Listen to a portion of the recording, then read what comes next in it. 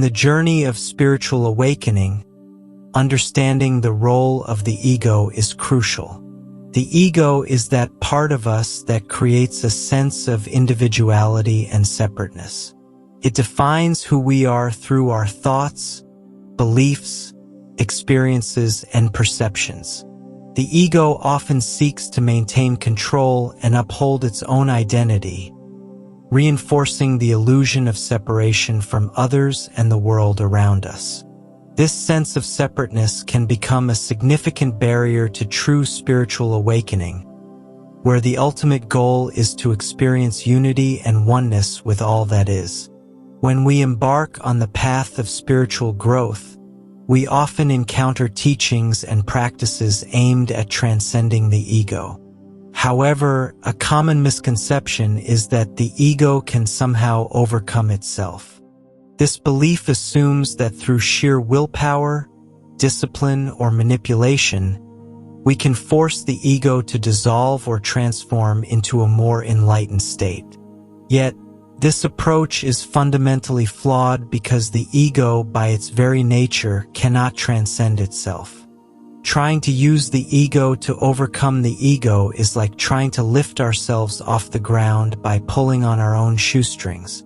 Imagine a king who decides to relinquish his throne to become a humble servant, but instead of genuinely letting go of his power, he continues to control and manipulate from behind the scenes. This is what happens when the ego attempts to orchestrate its own dissolution. It remains subtly in control, maintaining the status quo under the guise of spiritual progress. True spiritual awakening requires a different approach, one that involves awareness, acceptance, and surrender rather than force or manipulation. Awareness is the first step in transcending the ego. It involves recognizing the ego's patterns and understanding how it operates in our lives. When we become aware of the ego, we can observe its tendencies without judgment. This observation creates a space between our true self and the ego, allowing us to see the ego for what it is, a construct of the mind rather than our true essence. Acceptance follows awareness. Instead of fighting against the ego or trying to eradicate it, we accept its presence. Acceptance does not mean resignation or passivity. Rather, it involves acknowledging the ego's role without letting it dominate our consciousness. By accepting the ego, we reduce its power over us because resistance only strengthens its grip. Surrender is the final and most profound step.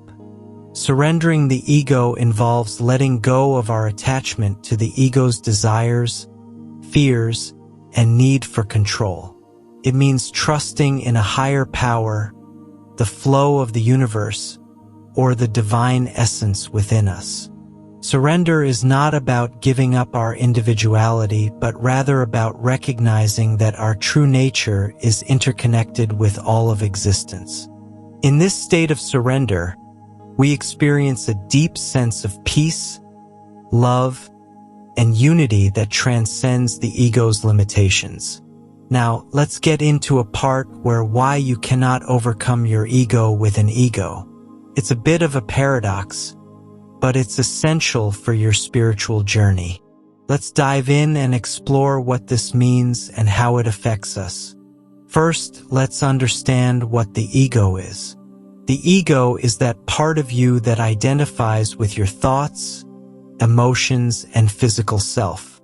It's the I that says, I am this or I am that.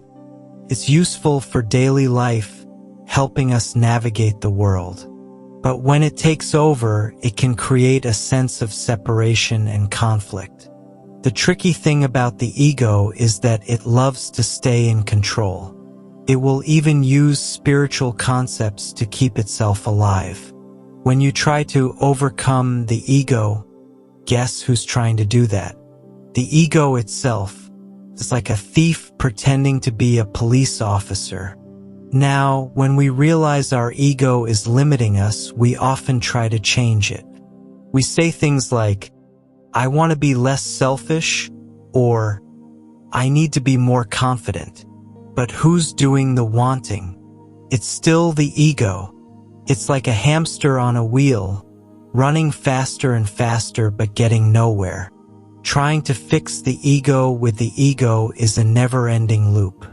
This is why non-duality teaches that you can't overcome the ego with the ego.